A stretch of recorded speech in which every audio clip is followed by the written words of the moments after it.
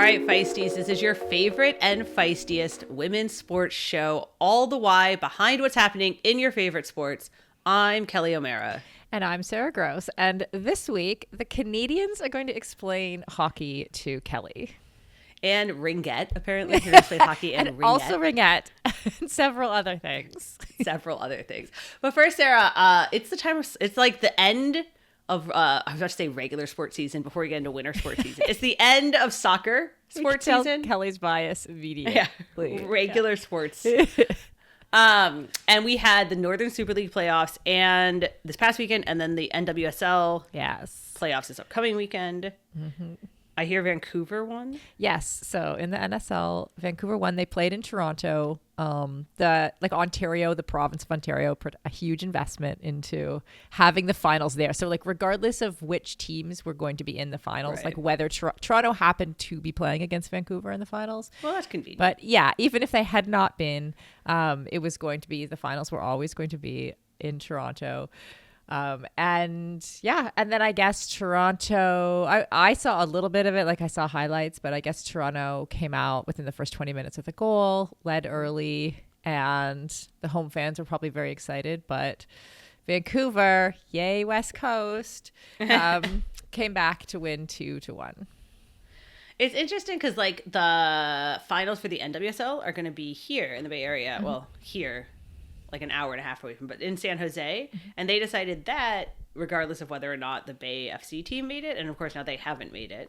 So I think they're having a little bit harder time. Interesting to see if people will, because when they announced that Toronto was going to host regardless, I think there's enough kind of rah Canadiana going on around this NSL team that, or NSL, league, I should say. There's enough support that I think Toronto would bring out a crowd, even if it had been, say, Calgary against.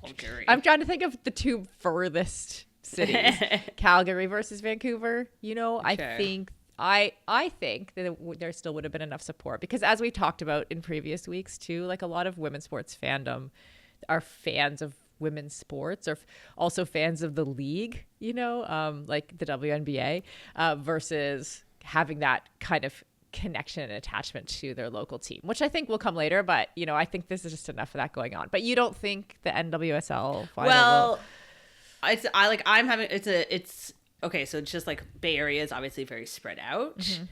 Because we have a bay in the middle of all our cities. And so I don't really, I've been trying to decide, I don't want to drive an hour and a half. It's at PayPal Park, which is the men's stadium, the men's MSL stadium, because they still don't have their own, stadium here, which has been a whole, their work, they're building practice facilities. And one of the problems with that stadium is it is very south. So they want to, bring kind of the NWSL team up more into the city. Mm-hmm.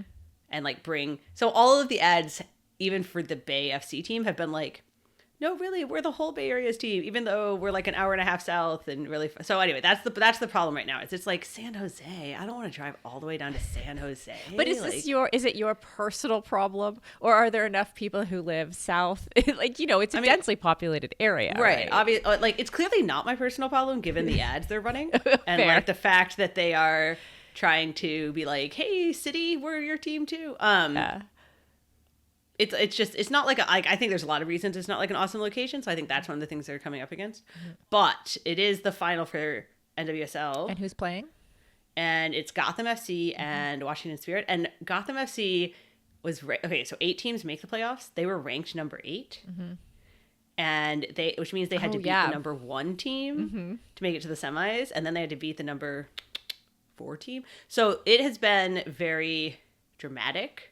They defeated the number 1 Kansas City Current in that first game, and no one expected. And the Kansas City Current have been so dominant, everyone was oh, they're just gonna roll them. Wow. Yeah, so it's been crazy. Yeah, I love an exciting game. Okay, I don't know about you. I was thinking, just seeing all the social media coming out this weekend about the NSL final and everything. I was a kid who wanted to be a professional soccer player, and that. I don't know. It just because you were a soccer player too, right? Yeah. I was just kind of do you feel that too? No, you don't. Because the U.S. women's national team has always been a big deal.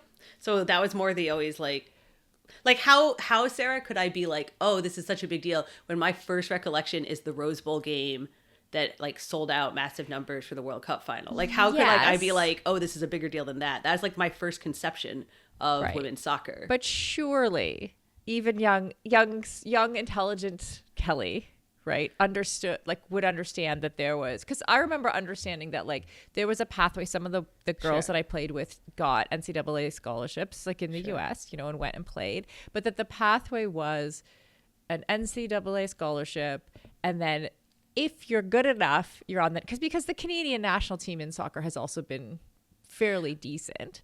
Right? I mean, sure, on some level, of course you like intellectually understand that. I'm just telling you, like, I went to college with Alex Morgan. Like, it's sort of like, I mean, you know what I mean? Like, you're like, well, obviously people can make money. Like, right. This fucking girl in my econ class is doing it, right? Like, so I think there's an amount where it was always sort of like, why would, of course they can make money at some point. And now, obviously, yes, they have a pro league, but I don't think it has not been mind blowing to me, because it's more like, yeah, interesting. Yeah, I just think the availability of more opportunities. It's just really, you know, I think it's just, it's true. Like, especially having it at home in Ontario. Like, if I had a league, like, known that our pro league in Canada was playing its finals just an hour from where I was living when I was, you know, a preteen, that would have been amazing. So amazing. Well, there you go. Yeah, I still don't want to drive an hour and a half. When they had their game up in the city, they did this big like sellout game in the city, that, you know, set records and stuff. See, that's like then everybody went because it was in the city. So there you go. I think you're getting to the like, this isn't like a women's sports problem. This is just a like fan problem. Yes, people are busy. Yeah, driving an hour and a half is a big commitment. It is. But that's coming up. The other thing, and was this past weekend, as I was saying, like, we are transitioning now from regular sports season to winter sports season. And, you know, I've been watching a lot of the figure skating as we're getting ready for the Winter Olympics. Yes. So I'm like fully ready to be in tune.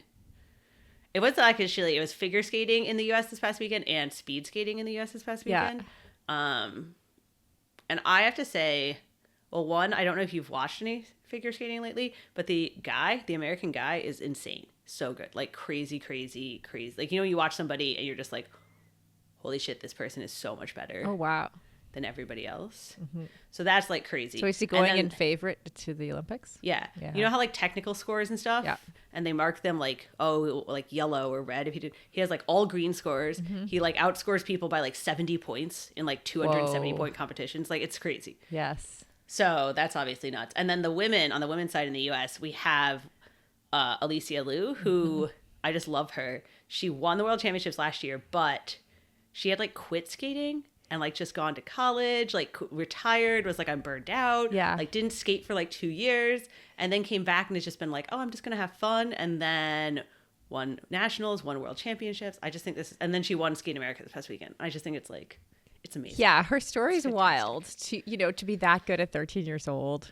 You know, and then to think, oh, I just want to be a normal teenager. Of course she thinks that, you know? And I also do love that, like, finding balance has helped the return, and she's returned to the top as well. It's so great. You can like tell, like, obviously people are always like, oh, I'm having fun now. And you're always like, well, winning is fun, but whatever. But you can tell like she's definitely like a little more relaxed than some of the other skaters. Yeah. Like, just based on, you know, what she's doing on the sidelines. Right. Like, you could see that on TV when you were watching it. Right. You can, like, tell she's more relaxed. Right. So, obviously, we're rooting for her, of course, going into the Olympics. The other person we are rooting for, the other comeback. Well, I don't know. Are you rooting for Lindsey, Vonn, or Mikaela Shiffrin? But I know after reading this Mikaela Shiffrin injury... last night I was at the airport on my way home from Albuquerque, and just in Seattle airport, just reading all about Mikaela Shiffrin's comeback, like the multiple injuries, tearing up like her first injury where they didn't even know how it happened, and it tore up her entire gut. Like, it's they sort of like what stabbed, like she crashed, and they're not sure like what stabbed it is. her. Yeah. Ugh. Yeah, and I mean, I know she was saying that this wasn't you know, that it wasn't like her primary goal, but it was like, it would have been her like 100th World Cup win too when she crashed. Yeah. Last year when she was supposed to win 100, or was supposed to win 100 at home, right? In Killington or whatever. And she crashed. And obviously skiers crash and you're kind of like, oh, that sucks. But it ended up being like really, really bad. And then she's talking about like she had, even when she got better and came back, she was having PTSD. She was like freezing up on the slope. And she's like talked about that and about that, which like I guess a lot of skiers don't really talk about that because it's such a like, you can't think about that part of things, sport. Yes. Yeah, I really appreciated her openness about that because you know, we don't think about it too as viewers. Right? Like we're just watching people doing this amazing thing that we could never do. Especially when you're watching these like crazy downhill sports on ice and snow. But just to like, it brings a sense of normalcy, you know, like, oh yeah, what they're doing is actually fucking scary. Yeah. But then obviously, so to your point, she like kind of came back. She like actually, you know, went to the World Championship at the end of the year, but in a limited capacity, like she didn't do all her events. And then this past weekend she won her 102nd World Cup, which is crazy. She is just like, she has like all the records. All the records. And then when the highlight story before I clicked through on it was like that she won a reindeer. Yes. You know, and I literally, my brain thought that that reindeer meant something, like the reindeer cup. You know what I mean? And you like, click, no, she won a reindeer. And there's immediately like a picture of her and like an actual reindeer that she won. And this is not the first reindeer. She now is no, she has won 9 reindeer. And that's amazing. And I was looking it up, Kelly, like the names. So she keeps these reindeers, you know, these reindeer like on a farm, right? And she has like Rudolph, Sven, Mr. Gru, Ingemar, I think is how you pronounce it, Sunny, Lorax, Grogu, and Rory. And now this new one is called Winky, which is apparently named after her mom, who was her mom's childhood nickname. So the whole thing is that this like first opening World Cup that's in somewhere in Finland, Lapland, you win a reindeer, right? How do you think she gets the reindeer home? I know. There was a lot of unanswered questions about this whole reindeer situation. Someone should go deep on the reindeer. And yeah, we definitely need a deeper dive. So yeah, obviously you're rooting for her, but the one that like, you know, my husband asked me, and the one that everyone wants to about is can Lindsey Vonn qualify for the Olympics? I mean, technically yes, not even technically, like 100% she can. She like medaled, podiumed at the World Championships, so she's like obviously came back enough, right? Or at a World Cup, whatever. At the end of the season, she was up there. The question now, I think, is like, she has to earn a certain number of points in these these World Cups to kind of like get her position, and then she would be the oldest. Yeah, I mean, because you want to talk about injuries. You want to talk about like crashes over the years, right? Lindsey Vonn has a lot. So I mean, it's just, she's like rebuilt. She's like bionic at this point. I think, yeah. I think it's like it has to do with the longer you stay in it. You know, you just end up with more and more crashes. The probably. Odds. Because like, of course, like obviously we both come from cycling, and there's a point where it's like, well, yeah, everybody I know has crashed. Like it is what it is. But skiing, I feel like you have or luge or bobsled, like you're definitely going to crash at some point. And you're moving so fast. I mean, cycling involves cars, you know, so that's also scary. Bad. Not good.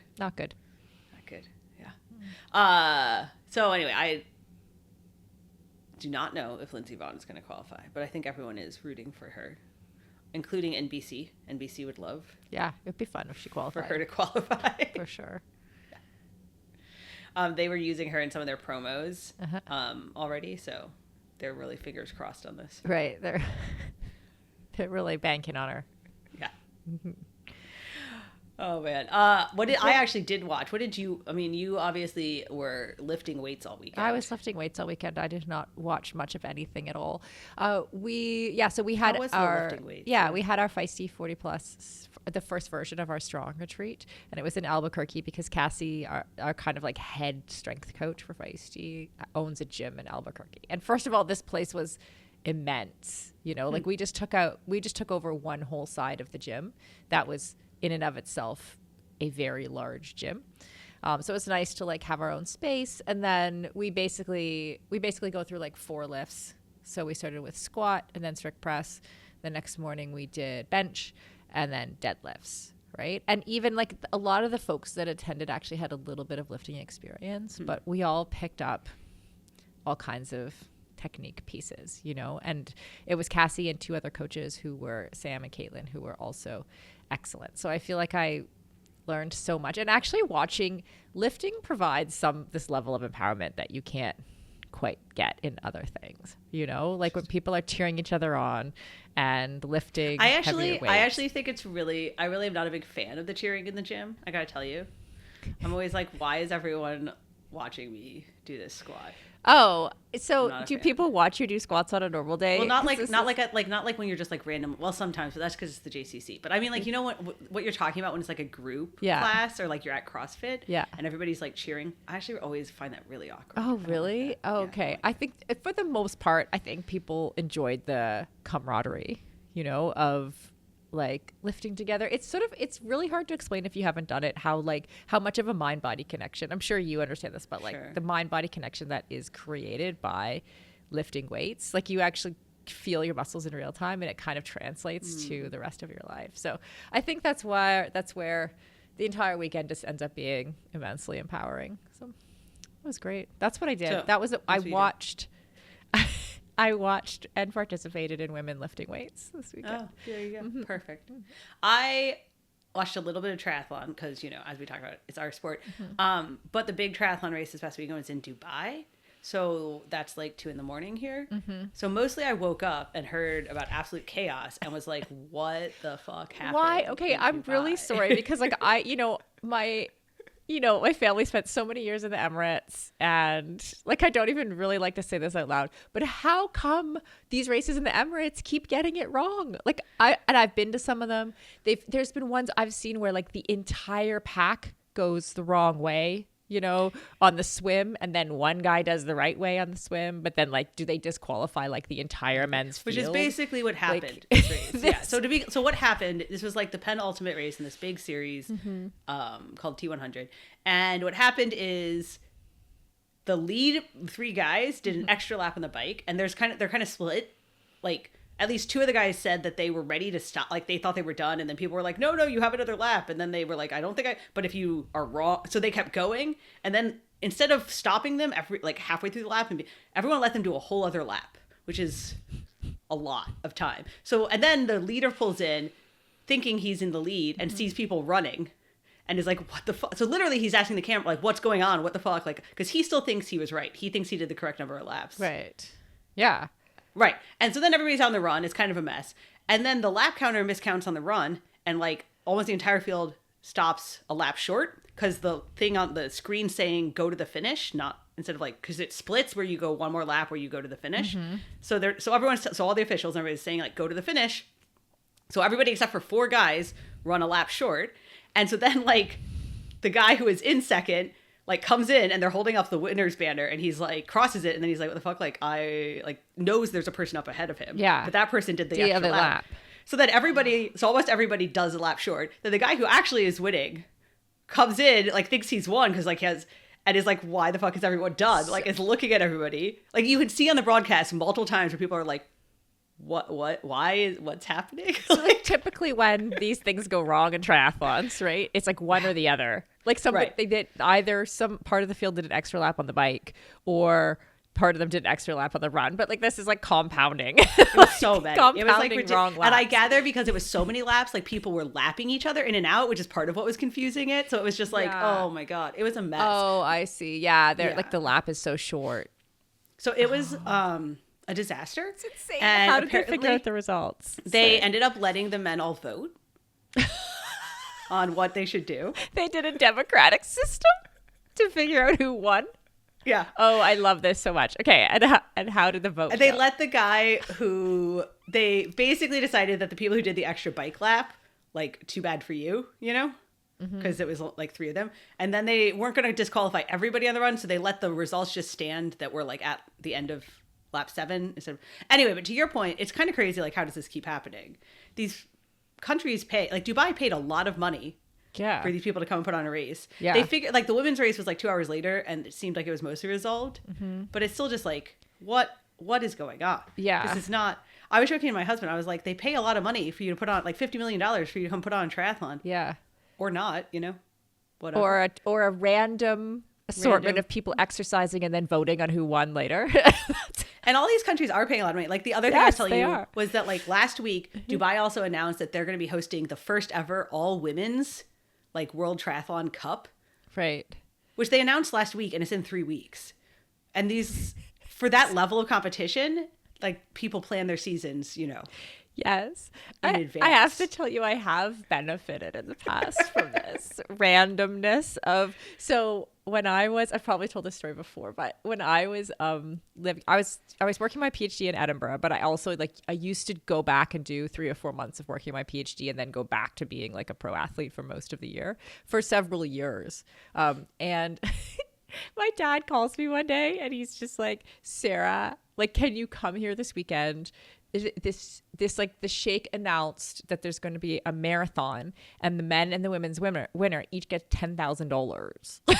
And you were like, okay. And I was like, what? So as it was, I couldn't go to that one. But then I think it was the same Sheikh. They ended up putting on a series of 8 different, like, endurance events over. Yeah. So I did actually go back to the Emirates early or go back, because I used to do training blocks there, you know, right. But I went, like, I was going to go back around Christmas time and then stay, but I went like mid-December to, like, get in on these. So the first race I did, like, I came out of off season, not training, into like a straight 40K bike time trial in the heat. I got heat stroke, whatever, but I won a ton of money. And I went, and there was like a duathlon and a triathlon. There was like all kinds of random, there might've been an aquathon. There was these kind of different multi-sport events every 2 weeks for however long to get 8, like for a couple months. And then so I have benefited from that system, but, like, obviously it's a little bit random. Oh, it's super random. So if any triathlete or, you know, hopeful triathlete is listening and can get to Dubai in 3 weeks on December 7th, there's like $30,000 to win. To scoop up. Go for it. Yeah. Go for it. Very weird. I feel like this is something with our sports, because the other thing I was so there was this, like, the track world championships, cycling, were a couple weeks ago, which we've talked about. And then kind of after that, they did this duo did an attempt at the world record in the, God, track cycling is so confusing, but in the Madison sprint, or the Madison, sorry, let me get the Madison Kilo, which is like a partnered slingshot event. Point is, they set this world record. But that means it's partnered slingshot, but it's 1K, right? Kilo? Yeah. That's what that means? 1K. Yeah. Okay. Then they set this world record, and then everyone's like, we think that was a world record. And then they, like, celebrate it at the track. They post it, and then somebody else is like, wait, I remember going after this record like 7 years ago, but there's no record of that happening. And then some other cyclist is like, oh yeah, we did this event like 10 years ago. Pretty sure our time was faster. And then someone has to go and, like, try and find, and apparently we don't keep records. Like, no one kept an official record. Who's in charge of writing this down? I was like, what the fuck? I do love how that was like the language of writing it down was kind of what some of the quotes were saying. People were like, nobody wrote this down. Like, it's just, is writing it down a thing?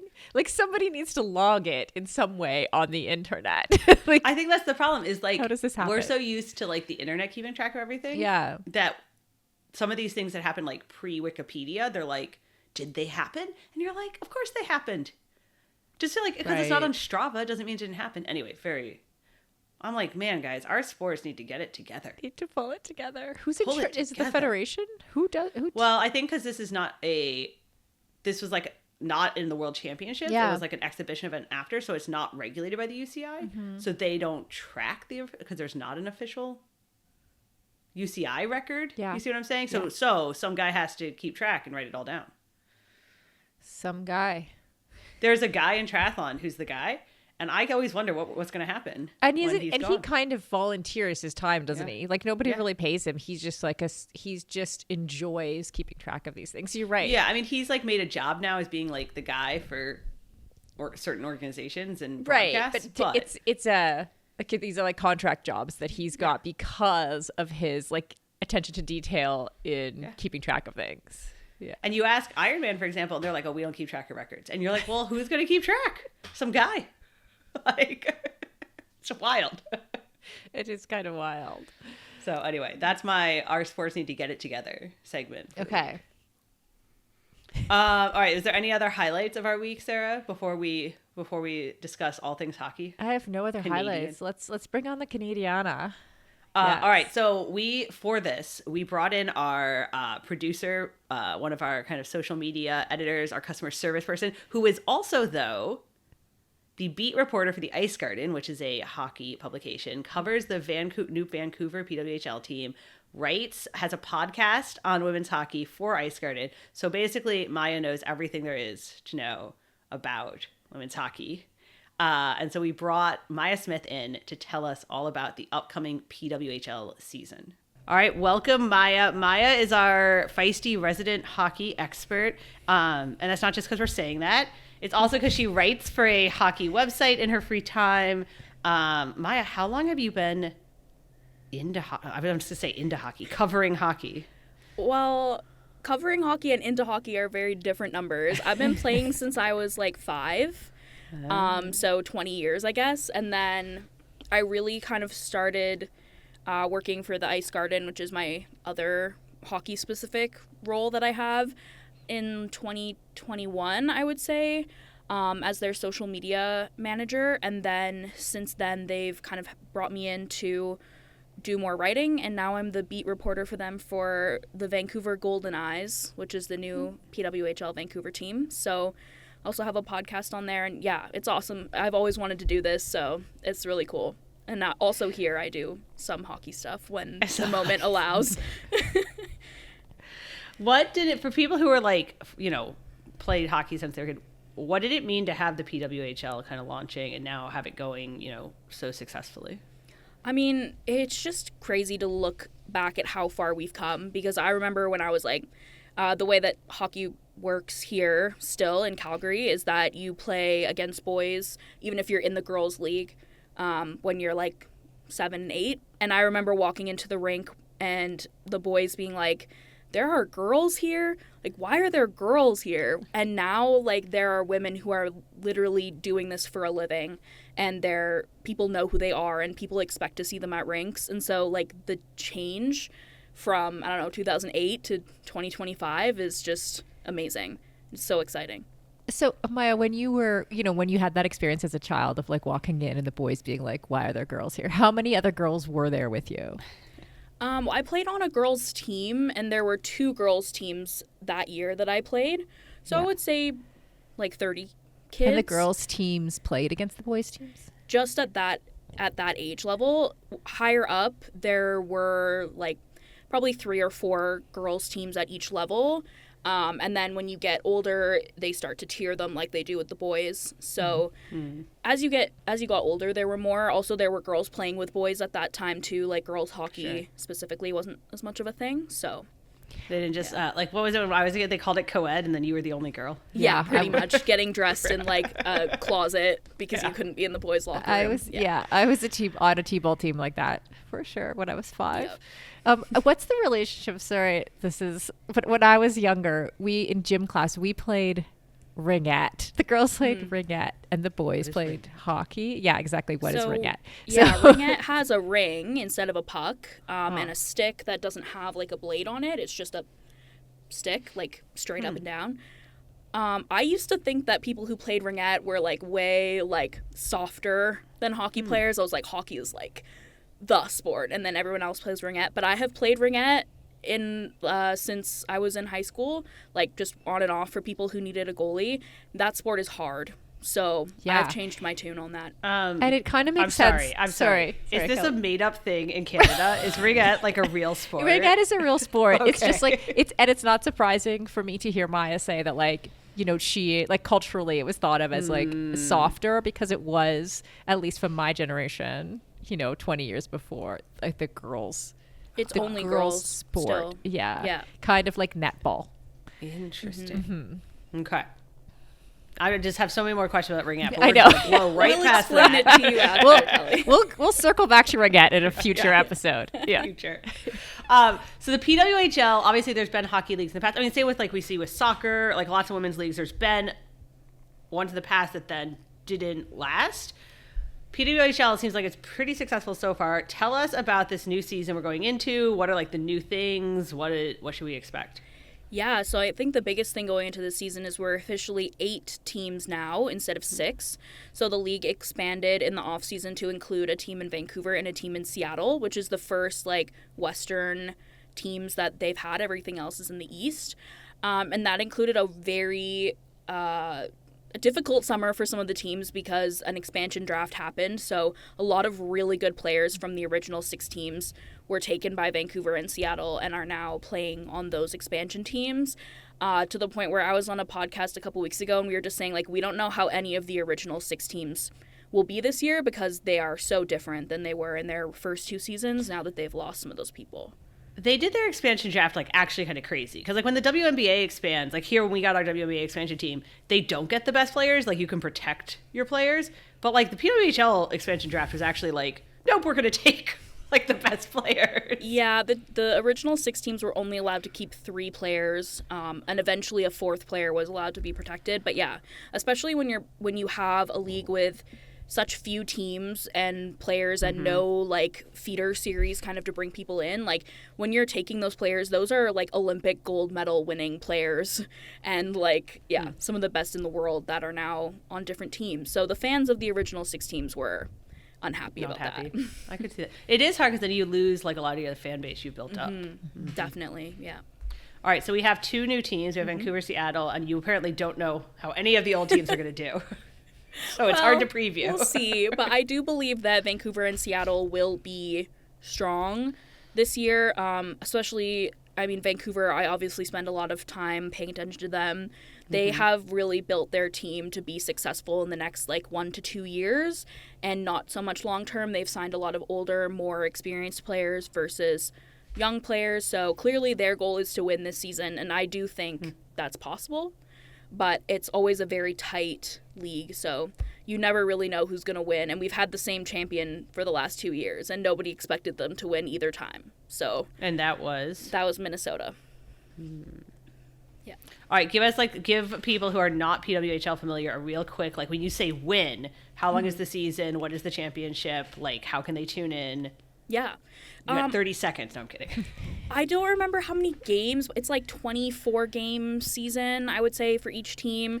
The last year, the top 4 teams went to the playoffs, 1 versus 4, 2 versus 3 in a, I believe, 5-game series on each side.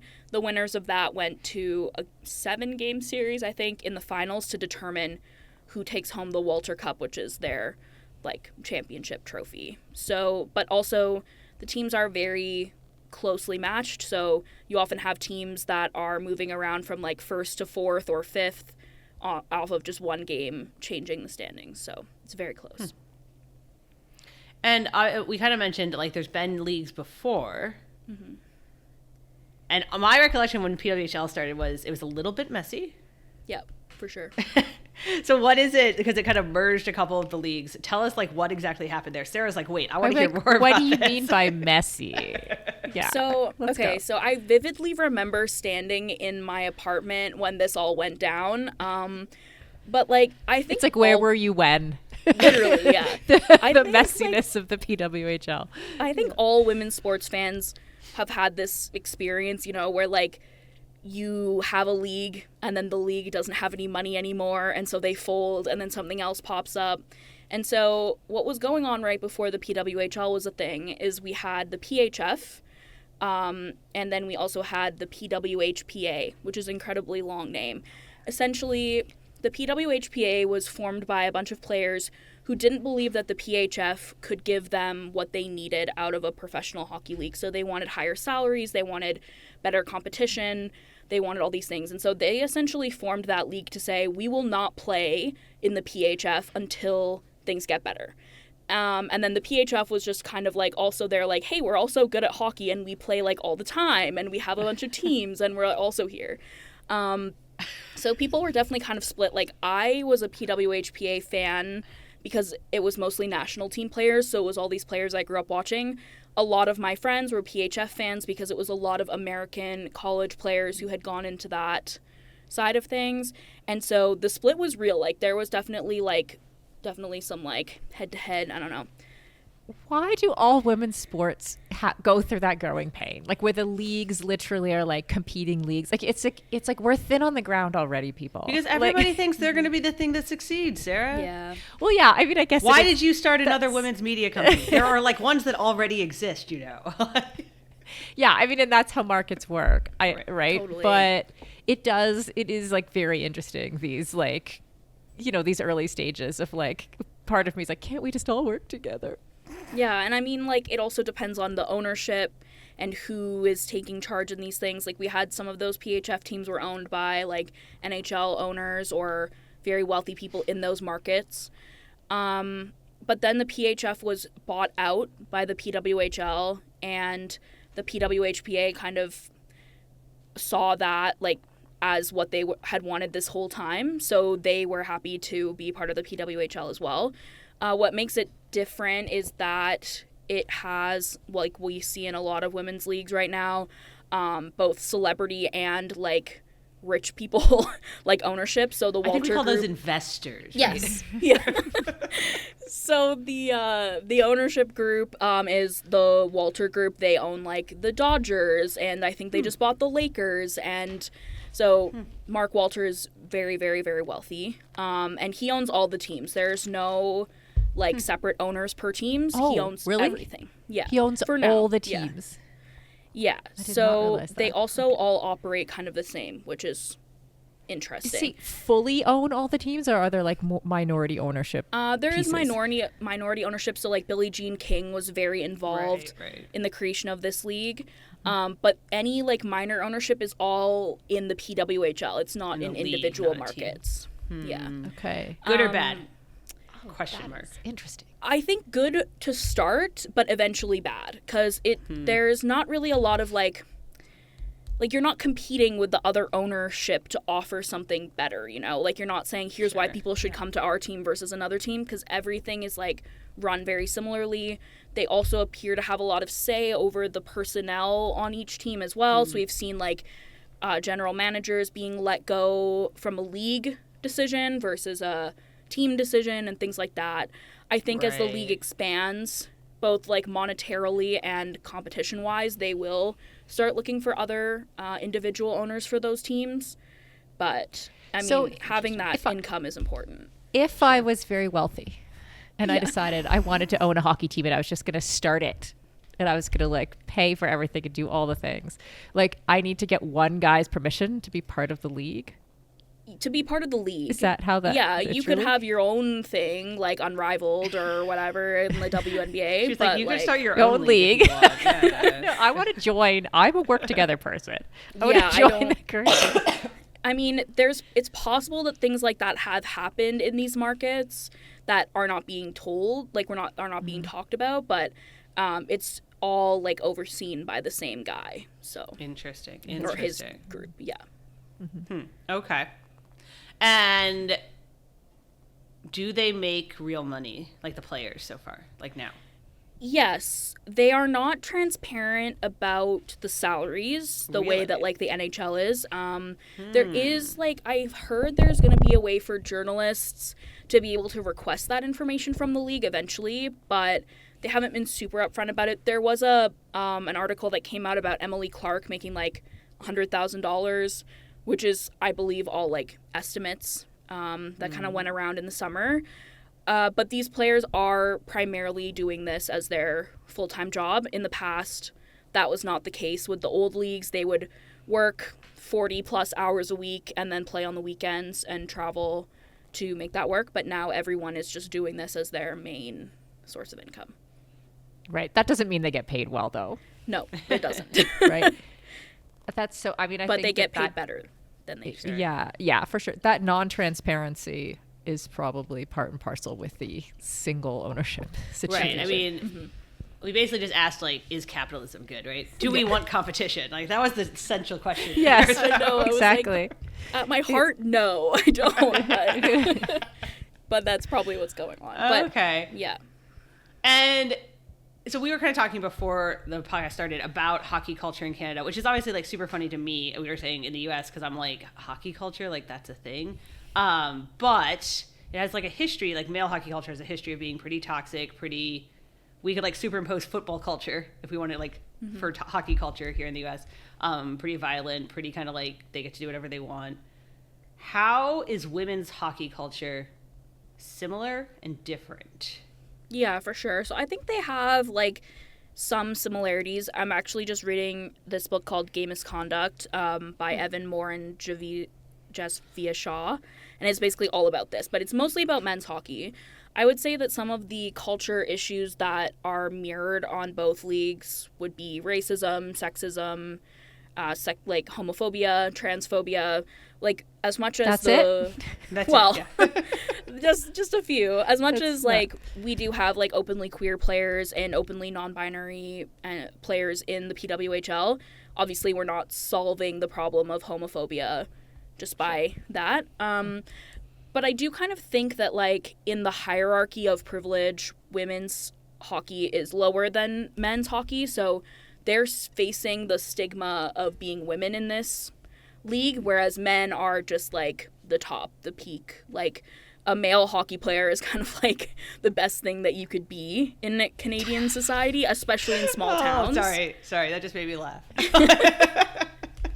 I wish that wasn't true, but like yeah, I like that add-on too, especially in small towns. The best thing you could be, because people go to the rink to watch these guys like from like 14, 15 years old as like the entertainment for the town. I think like growing up in Calgary, it's less that way, but you knew like all the boys who were playing, you know, AAA or were gonna like go to play juniors or go to college, like you knew who they were and they had this kind of like status. There's also just like the idea of never being told no. You know, I don't know if you have like, you might not have this in the US, but like in Canada, if you go to a hotel during hockey season, there will be people playing hockey in the hallways of the hotel and they just get to do that. Like that's just a thing. It's just kind of expected. The men's players just do that. So they just get to do what they want. Yeah. Interesting, guys. I feel like we could teach some American stop it to these guys. So I think it's getting better. I do think there's like a focus on this now, especially I think you guys will touch on this later, but with the stuff that Hockey Canada has kind of been in the news for lately, I think there's a step towards that direction, but I still think like drinking culture and hazing culture and things like that are so big in the men's side that it's going to take years to undo, especially when the coaches are of that previous kind of generation where it was just normal. It's going to take some time to kind of weed that out. But I don't think it's the same in the women's. That's what I was going to say. It's like, obviously you don't have like the same kind of like male dominance type hierarchy, societal hierarchy structure stuff with women's sports, but does the hockey still have some of that like hazing, that whatever the other words you just said there that I'm forgetting now, but you know, like the violent, like kind of the tough it out stuff that comes with the sport? I would say yes, and I think I think there's a level of that to like all organized team sports where the team is supposed to be what comes first, and you put the team above individual decisions, so that also leads to people not saying things that they maybe should say, not like being able to support people who are like the minorities. I think, you know, it's less like, I never experienced the like heavy like drinking culture or hazing or anything like that. I was also like didn't play at the top level, so there could be some of that, but I don't think it's to the same extremes. I think there's other things like judging like body image or the way that you like I had captains when I was 13 tell me that like, oh, you're not pulling your weight, like, and they're like cliques and that kind of thing that you often see in like women's activities, but I don't think it's the same extreme. This is going to go a bit back to where we started, but I'm super curious, Maya, because as like a kid growing up, I was in Ontario, right? I was almost like, for some of the reasons we talked about, like I understood this toxic culture underlie that hockey had, right? And I really kind of almost automatically disliked the fact that like boys had these opportunities and privilege to eventually be a professional athlete at that level and be paid that kind of money that we didn't have. And so for that reason, I was repelled a little bit by hockey. Like I almost have that opposite, like that I've had to overcome, like that opposite bias, which is like hockey, anything but hockey, you know. You're like, definitely not alone in that, for sure. Yeah, and I know that's like not necessarily like a good reaction. It was just like who I was as a kid, but I'm very curious, like why you were drawn to hockey. Well, my mom would tell you that it's because my best friend growing up as a kid, he was very into hockey. That was what their family did. He was like, believed he would be in the NHL from when we were like 4 and 5 years old. Like that was his life goal. He ended up playing like pretty high level hockey, but never NHL level. I think part of it was just like, it was really fun. It was fast. I loved skating. Like I learned to skate when I was like 2. So that was fun. And then I moved into being a goalie, which I loved because, you know, you're like that last line of defense for people. And I made a lot of like my best friends for years through hockey. But I definitely also had some of that apprehension. Like I knew when I would go and like sometimes, you know, fill in on the higher levels, like there was definitely some, you know, toxicity that way of just like mean girls type thing, you know, or like over sexualizing things or things like that. But really, yeah. I would think it'd be hard to over sexualize hockey. You know, Kelly, this is my American you're in a viewpoint dressing here. room with all of these people like for hours. Interesting. I mean, also, Kelly, you can't be that surprised. I mean, at Sure. our society's ability to sexualize absolutely anything. You know. To finish up, what are you looking forward to? Like, I know the Canada-US rivalry just happened. Obviously, we have the Olympics coming up, which will probably be Canada-US again, right? What are you looking forward to in hockey this year? Like, what should we circle? Yeah, I mean, so the season starts on the 21st of November, which is the week that this comes out. So the first game is between the 2 expansion teams, Vancouver and Seattle. So I think that will be super exciting. There are 2 more rivalry series games in Edmonton in December. Canada should maybe make some changes before then. And then, yeah, the Olympics, which really, like, if you ever want to hear me talk about why the Olympics are very important this year to what's happening in the PWHL, you can find me somewhere else because I will not bother you with that. But that's very, like, impactful on this season. And the season will, take a break for the Olympics. And then, yeah, it's just going to be kind of whoever, like, how the teams shake out. And the playoffs usually start in May. There's also a bunch of games that will be played all across the U.S. and Canada, even places they don't have teams, as they have done in the last couple of years.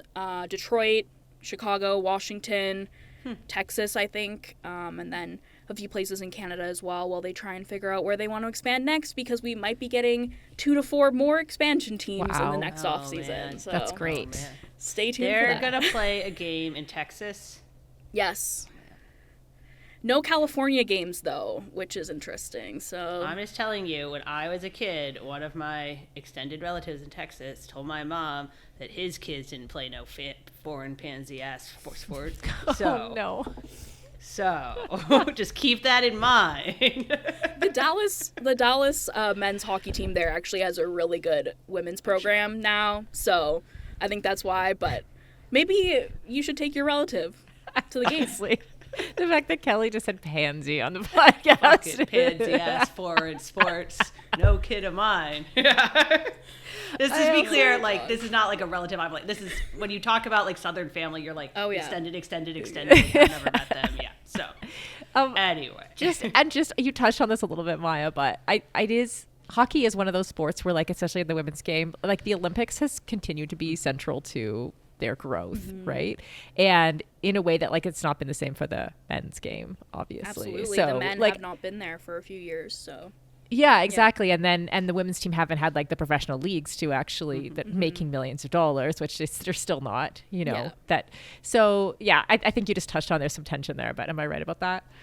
A bit of tension, but also just like, how do you get enough playing time in a very, very, very strong league to prove that you deserve to play for your country?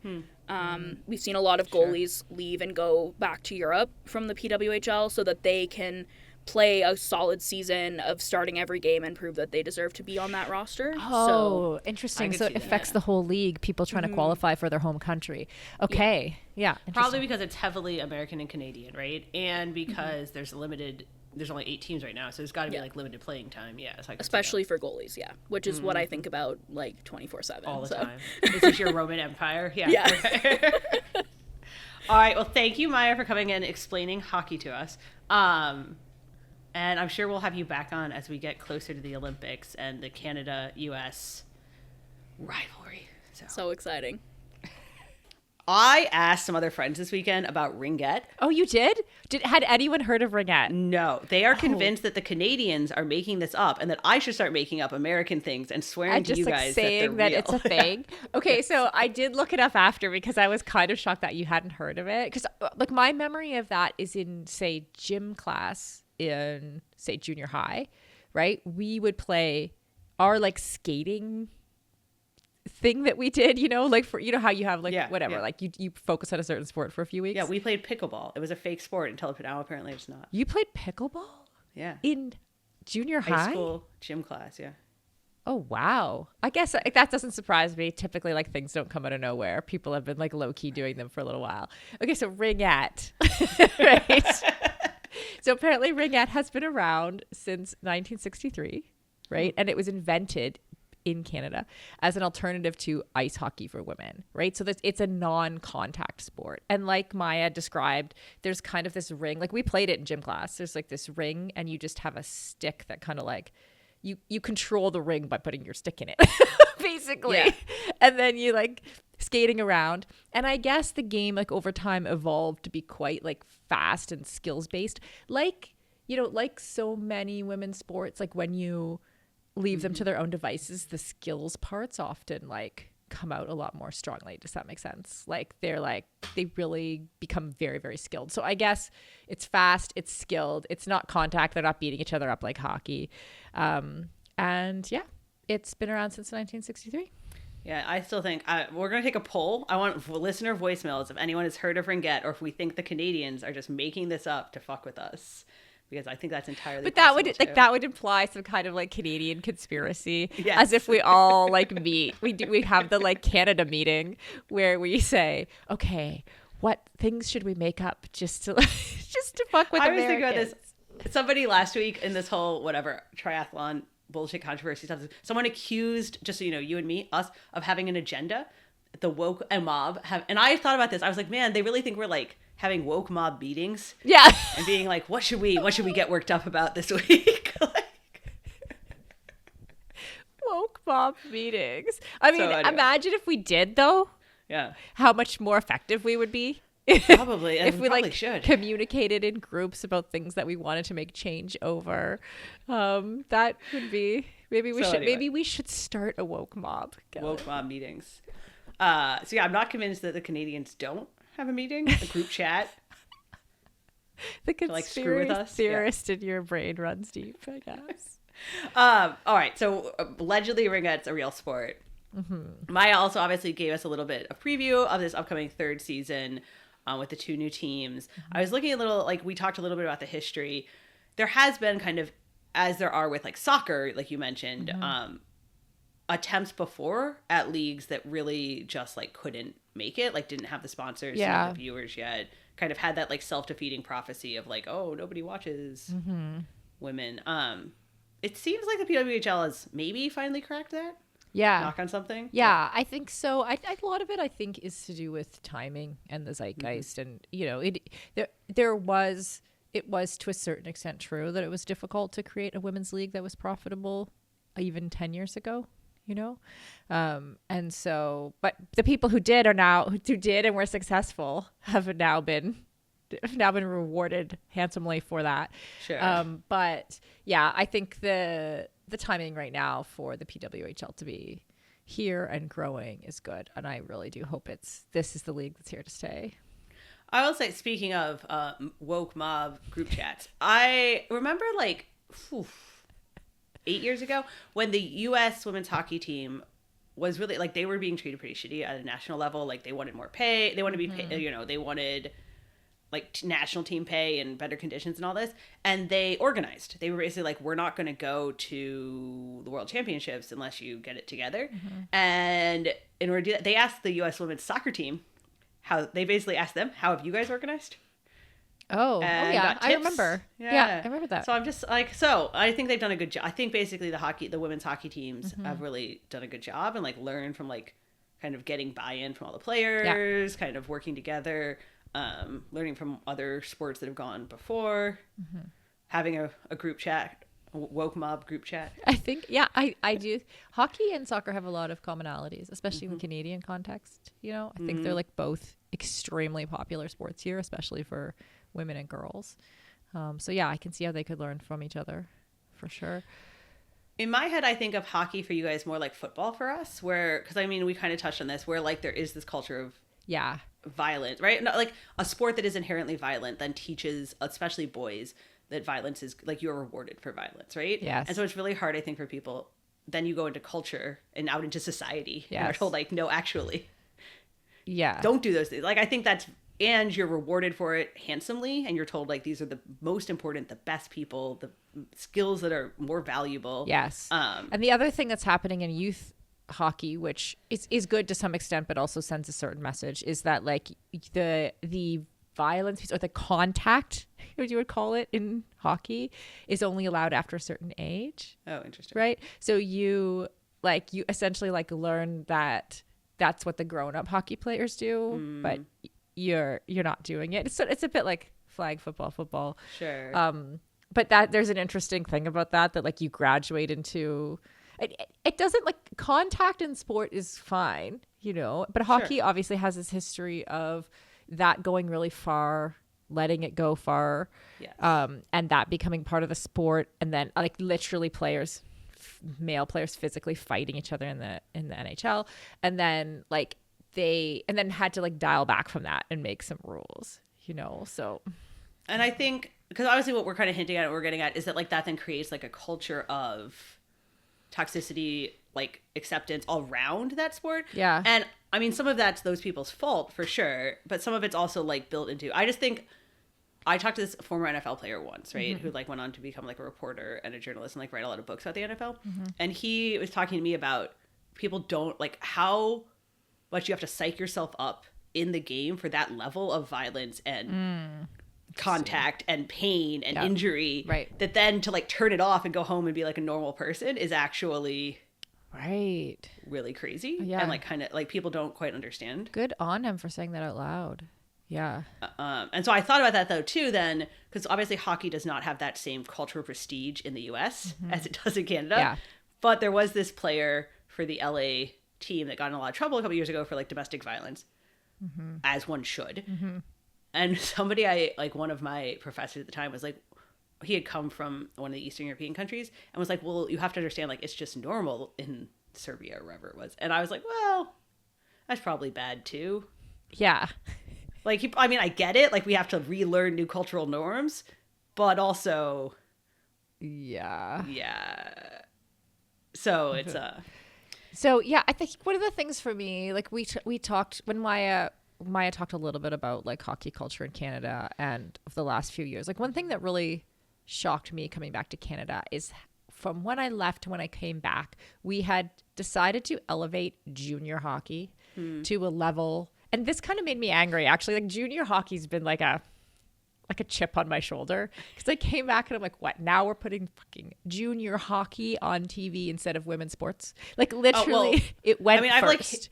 I've hinted to you about how now with the stupid college deals, we're watching like community college football on like every channel on TV. And I'm like, what the fuck and you can't watch a woman like at the top of her game in almost any sport on mainstream television. But like, here's the, you know, like that was a very shocking moment for me. But here's the junior team, and whole communities are getting behind it and going to bars and watching it together. And like, I understand it's like Canada's junior hockey team is a thing. It's a thing to get behind, like nationally, whatever, but like there are so many women's teams that aren't on TV that are representing Canada that we could have got behind first. So that kind of like annoyed me as a I was like a newly retransplanted Canadian like a decade ago.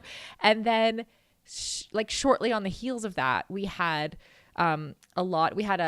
basically it was revealed that Hockey Canada had like a secret fund that was designed to like pay out settlements about sexual assault cases against players, right? And that was obviously an insane explosion. Like a lot of their sponsors left. Like it was a real, I don't know what you call it. Like that was when we all kind of learned how bad the behind the scenes culture of hockey was, right? Because it was like a massive juniors sexual assault court case that kind of has dominated your headlines. But it turns out that a lot of those things were being settled.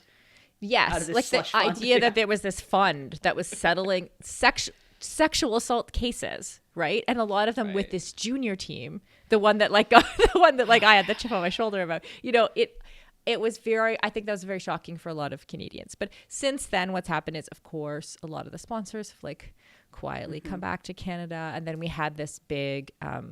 Maya talked about it a little bit. We had this big court case where essentially that came down on the side of the players. And like 5 players were accused of, my understanding is basically of like rape and sexual assault. Yeah. Of this like girl. And a lot of it was on video. Right. And as is the case with all of these kinds of cases, which I've learned from Law & Order, it was like there were he said's and she said's, and she had been drinking, but also she didn't consent. Like it's not like these things are ever super, super like.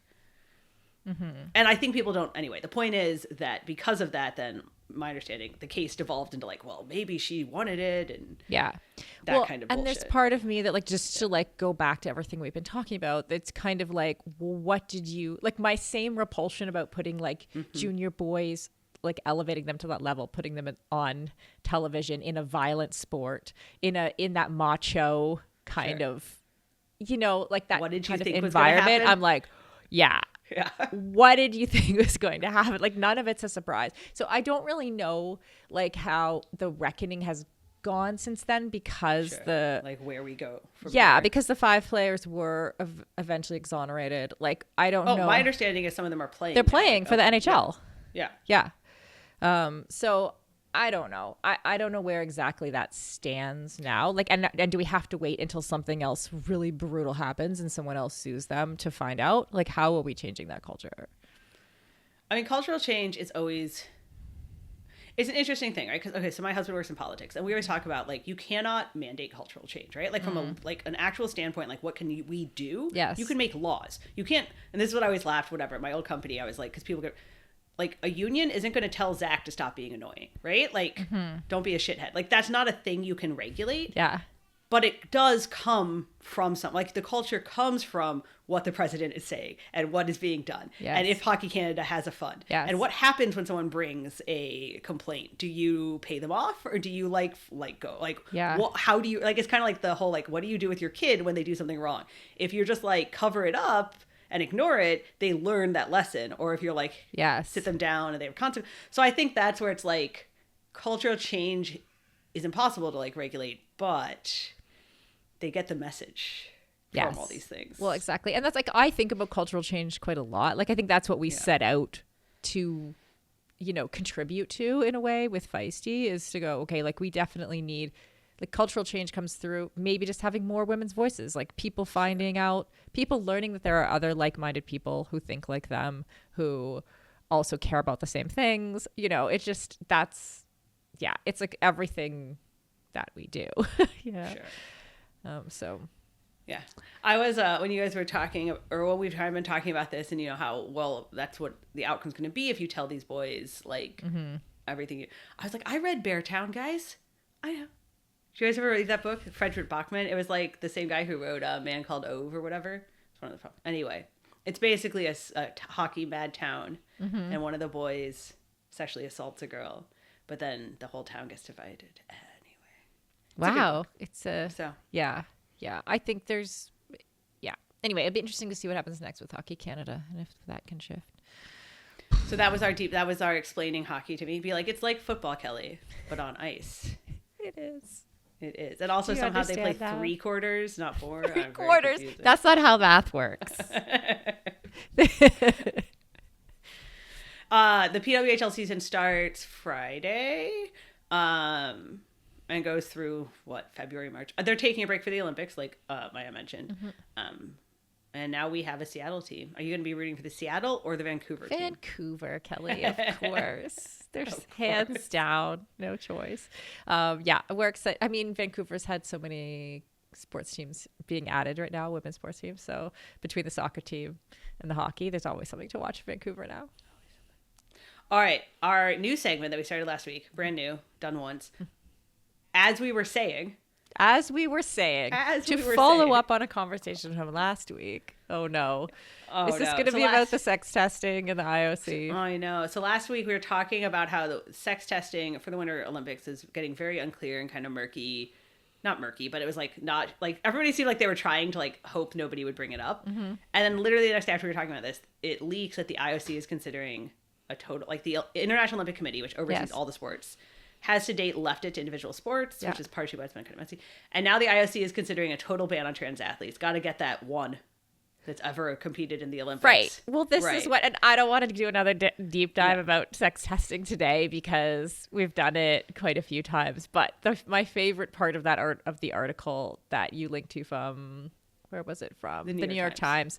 Announcing that the IOC was making this ban was like, at the very end, the last paragraph was like, and only one openly transgender woman has ever competed in an Olympic Games, and that was the New Zealand weightlifter Lauren Hubbard, and who didn't record a weight in Tokyo yet. And she had previously competed in men's events, and she came out as transgender, transitioned. But like, come on. Well, the thing, like, so the IOC hasn't announced anything. This, like, leaked because they were having, like, medical hearing, like, presentations where people, like, medical researchers were presenting on. But what's leaking now is that they may regulate testosterone completely across cis and trans women. They're going to regulate, I'm putting this in quotes, male levels of testosterone. And my favorite comment from anyone so far has been, if a cis woman has that level of testosterone, how is it a male level of testosterone? 100%. And I was like, good question. Think about it. Yeah. Think about it. Yeah. That was my same comment from last week. Like when, when women have some kind of physiological advantage, it's like, they're not women, but when men do, they're like celebrated, can become the best in their sport, etc. So it's something feels off about that to me. Something is off. Mm-hmm. Makes no sense. So that is our, this week's update on the topic. It's like we should have maybe this segment's actually called Meanwhile in Sex Testing. Meanwhile in Sex Testing. And of course, the reason the IOC is but being like they've always been like, oh, hands off, like up to the sports. The reason that is because the Olympics are going to be in LA.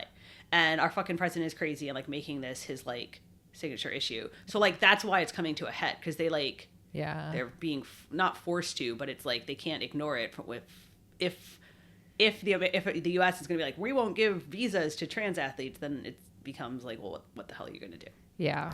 So that's the reality. Mm. Mm-hmm. Okay, Kelly, who is your pick of the week this week? I'm going to pick Carissa Moore, the 5-time world champion surfer, gold medalist.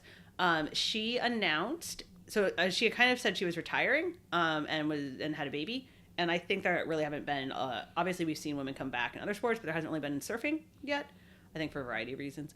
And she announced that she is actually going to come back. She's going to be on the WSL tour this year. She got a wild card. I think part of the appeal is actually they've changed how they've made some changes in the tour so she could win another world title, just like kind of, or she thinks she could based on the changes. But it's been very interesting. Anyway, kudos to her. She's coming back and she's kind of awesome.